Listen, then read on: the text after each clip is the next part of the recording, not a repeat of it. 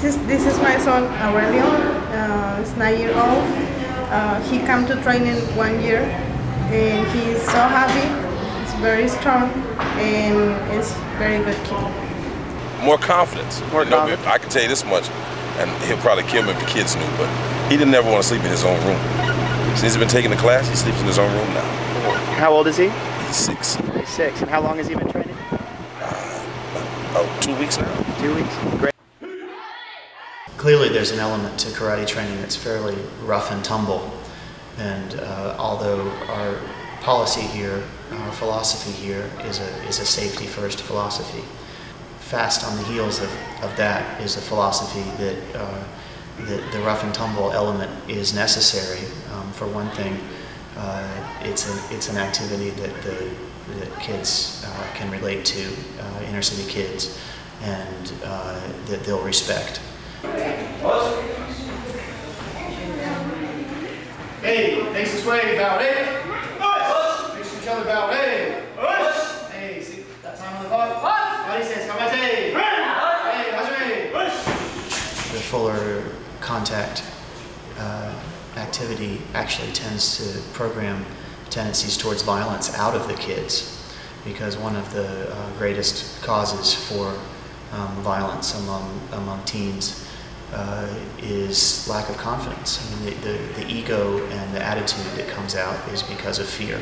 In a tournament fight, this is a disqualification for an illegal technique. Let's give for the courage.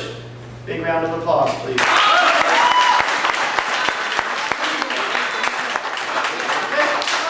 Folks train here and they become much stronger physically and therefore much more confident. And we actually have a track record here of kids who have been fighters in public school who actually start walking away from fights as time goes on. Karate training starts with courtesy and ends with courtesy.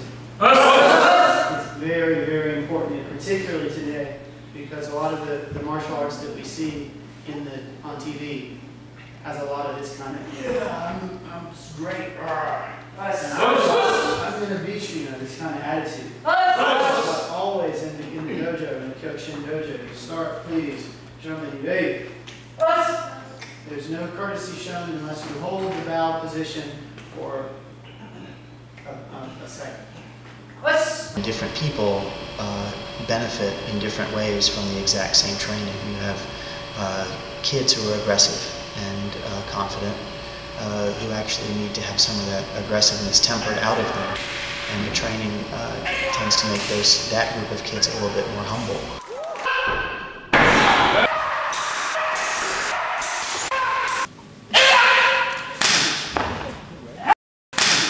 You have a whole other set of kids who are timid, who don't consider themselves strong and are therefore afraid sometimes and at risk of being bullied by other kids.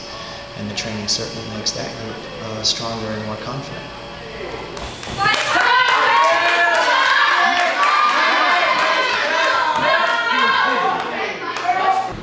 Well, he's 12 years old and he's doing better now. He didn't start off doing so well, but I think since he set out for those 2 weeks, he's doing a little bit better now. I think he's understanding a little bit better now.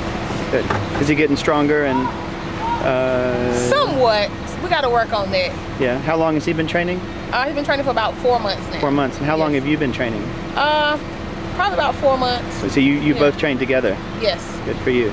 Great. But you're not training tonight? No, not tonight. Got the baby. Okay. Professionals that work in the field of juvenile delinquency prevention tend to categorize at-risk kids as either prevention or intervention kids either in need of prevention or intervention. At LIGO Dojo here, the Young Warriors program caters to both groups of kids. We get kids that are referred from the Department of Juvenile Justice who are clearly in need of an intervention. And about 2/3 of our kids, the larger group, are younger. We have a good shot at that early age of getting our hooks into them early enough that by the time they get a little older that we'll keep them out of trouble. You guys, in the tournament we just went to this month in Maine, TJ was the champion up to 12-year-olds. Chris Perez was the champion up to 14-year-olds. We know, sadly, that the older folks get, the harder it is to correct to correct the behaviors, the negative behaviors that they're involved with. And sadly, most of the funding that exists for juvenile delinquency prevention is dedicated towards intervention. And one of the things that is exciting to me, particularly about the Young Warriors program, is that we have a wide range of funding that supports the younger prevention kids as well. Our 3 grants that we received this year that support the Young Warriors program mandated that we serve 64 kids, of which 20 were required to be court-referred kids. In actuality, we've almost served 100, and the year's not over yet, and 30 have been court-involved. We are often frustrated by the fact that we know there's a lot more work that we could do if we had the funding for it. Additionally, grants that we receive, there's no guarantee that we'll receive them the next year. On one hand, we're anxious to do more work because money is the only limiting factor that prevents us from reaching more kids. And on the other hand, we're anxious to have income channels in place that will keep our work going should we not receive some of the grants that we're currently receiving.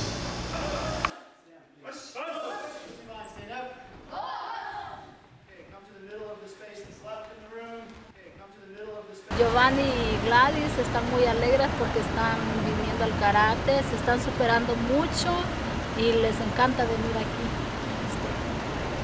Carol, ¿te gusta el karate? Sí. Bueno, sí.